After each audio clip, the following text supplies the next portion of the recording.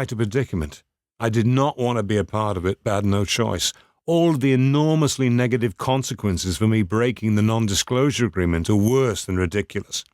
Without getting into it, there is no way I will possibly break that agreement. That is exactly why I'm cautious to preserve the novel status of this revealing book. In fiction, such as a song, a poem, or a novel, I can say anything. That does not violate the agreement. Yet, in straight communication, however formal, in an interview, or in a court, I'm obligated to be silent about having any knowledge of Paul's death. I cannot say I know nothing of Paul's death. Instead, I'm committed to speak of it only as though it were my own. No, I say, I'm not dead.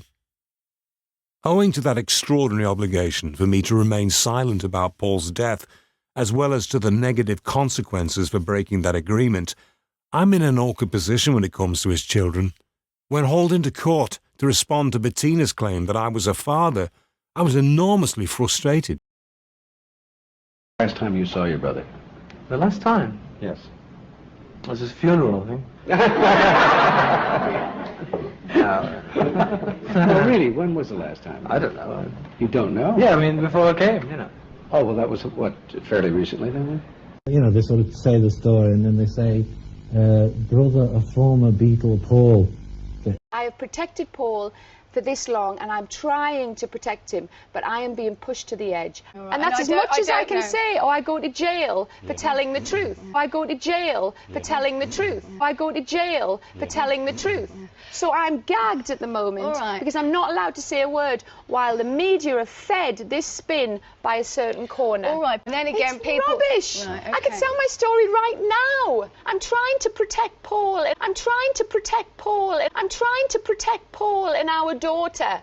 I am trying, and I'm being pushed to the edge.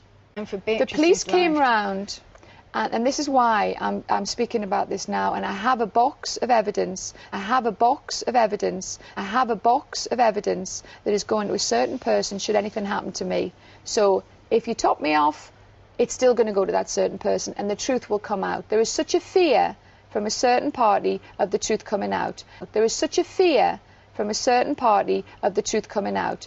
There is such a fear from a certain party of the truth coming out. Someone I'd loved for a long time, I found out, had betrayed me immensely, and I don't mean infidelity or anything like that, like beyond belief. People don't want to know what the truth is because they could never ever handle it. They would be too... There's always an element of that to everything I do. You know, I always sort of think they shouldn't be paying me this money. I'm not him.